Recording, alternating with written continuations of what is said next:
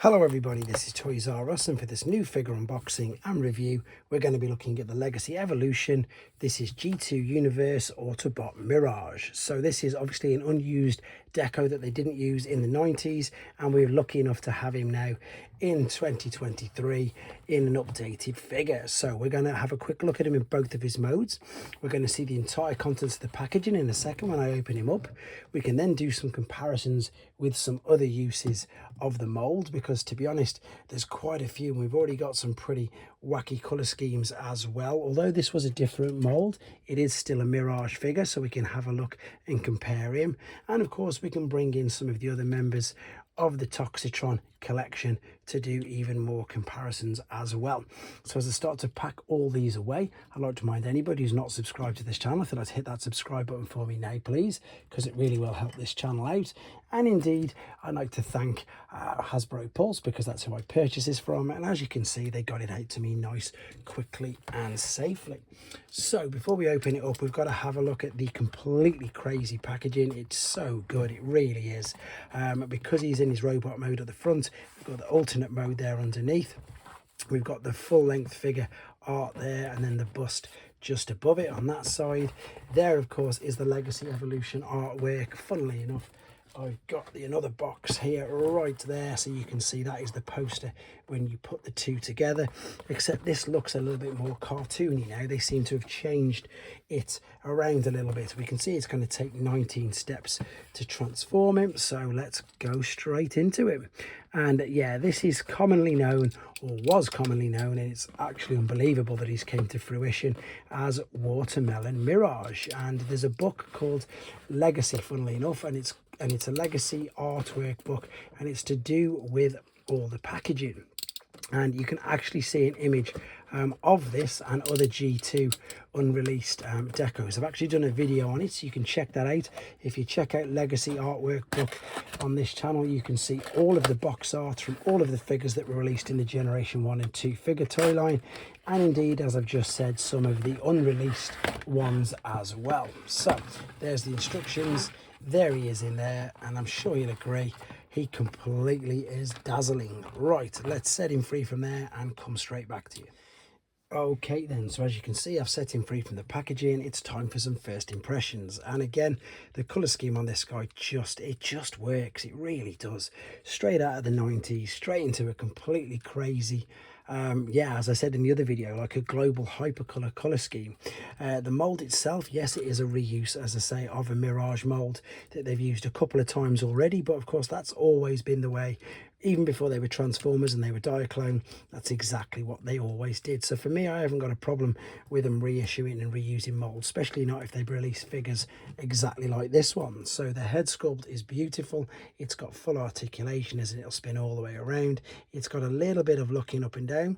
The shoulders will go all the way around, out to the sides. They will swivel underneath. You've got a bicep flexion. You don't have a wrist swivel, unfortunately, but that's due to transformation. You do have a waist swivel.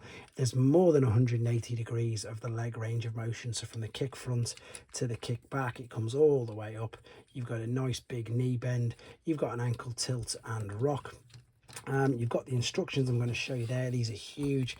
The transformation process for this particular figure I'm going to put as a tutorial, and then we've got a rocket launcher with detachable rockets, and of course his blaster, which means, to be honest, you can have all three of these attached to him.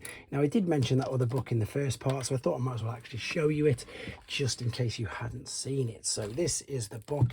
There you can see it says Legacy on it, and I've just very quickly marked the page of what I'm on about. Again, I've done a full video on this. You can see there's the side swipe I've already seen, and there indeed is Watermelon Mirage. So great to see these actually, you know, as a real thing. But as I say, they've come to fruition and they look great. Right, other detail on this is we've got the silver there. These look like bubbles, so it could perhaps even be something like, you know, a 7-Up version of him. There's crocodiles or gators on the side of him there. I can't make out what they are, but what I like about this figure is, for a deluxe price point, there's hardly any gaps. They've done a real good job of I suppose it's only there in the forearms where the fists fold into, but as you can see right at the back, covered up at the back, even there where the wheels are, it all looks great. Right, what we're going to do now then, we're going to come back, have a look at him in his ultimate mode and see how he looks like that. Okay, as you can see, we're back with him in his robot mode. Quick apologies for no transformation process on this video. The main reason for that is to keep the main length of the video down, and the second is because I'm uploading a tutorial, so if you want to see it, you can. If you don't want to, obviously, you don't have to have it spoiled for you, and you can experience the transformation process for yourself for the first time. So we've got the G2 Autobot logo there, which you can just about make out. That's it, it does just about clip together on the front. There we go. The wheels all are on their own pin, so they spin around no problem. I never noticed this gap here at all, to be honest, until now. That's because honestly I don't really display any of my newer figures in their alternate modes. I mean, you can attach the accessories like so, which sort of covers it up. With some of my G1, obviously I've got the alternate modes, but with the newer figures I just ran out of space ages ago, so it's only the alternate modes, and I hadn't noticed that gap from any of the images either, to be honest. You can see it still looks good. It's not something, as I say, that I'm going to be displaying him in that mode anyway. I never noticed all these droplets before either, to be honest, or even the alligators or crocodiles, whatever they are, on the spoiler. They do look a little bit strange. I've just got a couple of other figures here to give you an idea of the size. That's a Studio Series Jolt. And what else have we got here? I've got the original G1 Mirage to give you an idea of, I suppose, how much bigger and better, you can say better maybe, than they are. I mean, I love the chrome on the originals. I love, of course, the rubber wheels, but they're in a different league nowadays, as you can tell. I don't think there's much more, you know, to say about this particular figure in this mode. For me, it's definitely all about the robot mode. So I'm going to transform him back, and we're going to come right back to you. Okay then, back for the final time with him in his robot mode, but I just want to show you something I've just noticed, to be honest.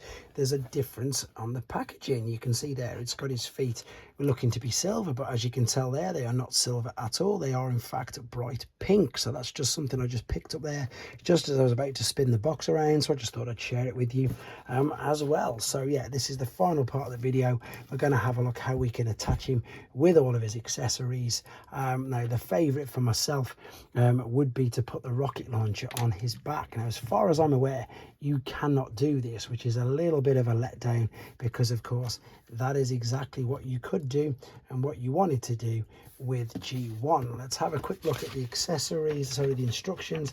And no, unfortunately, you can see there is no way to attach it to his shoulder. You can only attach everything to the back if you wanted to. So what that's showing you is if you want to, you can store all these away, even in the back of them, to be honest, right on the back of his shoulder. But I just don't see the point in that, let's be honest. I suppose the only way you'd want to do that is if it was because you wanted to display just like that and not worry about putting the weapons and accessories back in the box. But you could, yeah, you can store them all on the back, but of course it's got to be attached in his hands. The annoying thing, well, not the annoying thing, the shame of it all is though that because you've obviously got this little missile as well, that you could actually attach this somewhere else. So if you could attach the rocket launcher to the shoulder like so, you could have that there.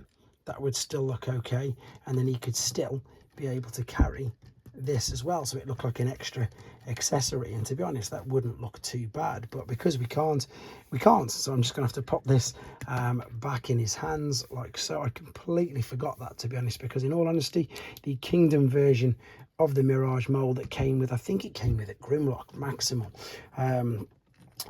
but I was unlucky enough to miss out on that pack, so I don't actually have that version of the mold. Other versions of this mold that I do have, in fact, let's go straight into them, is of course Leadfoot from the Wreckers collection, and Crasher from Velocitron Wave 2, which of course didn't make it around most places. So there's two more uses of that mold anyway, which look brilliant. What I want to do very quickly is just move these out of the way. This is the original Mirage mold from Siege, to be honest. I just thought I'd go with the hollow one rather than just the standard one And then what I can do, funnily enough, is I've got an Iron Factory Mirage, or Sheen I think he's called, which of course is clear, so you can see the size difference there. While I'm quickly just doing this, Legends scale figures, that's New Age. This is Magic Square. And then, just because it's really funny and he's tiny, there's Doctor Wu. So there you go, that's enough of the third party comparisons. Let's bring in some of the other figures in the main toy line, just to give you again an idea, even though of course nothing's really changed from War for Cybertron. There's a deluxe Orion Pax, and I've also got a DevCon actually, so let's bring DevCon in, and then I'm going to finish up with bringing in the rest of the Toxitron collection. And this is going to get bigger and bigger every video that I do, because obviously I'm adding more and more to it. So let me just hide his axe.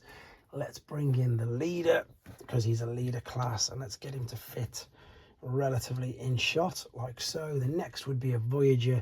There's Cloud Cover. I'm going to pop him there. In fact, no, I'm going to have no space. I'm going to put him half and half. Let's bring in the last one I did in the video was Sideswipe, and of course G2 unreleased color scheme Jazz as well. So in fact, what I need to do is that very quickly, and there you go. The Toxitron collection is building. Let me know what you think of them in the comments, guys. Take care.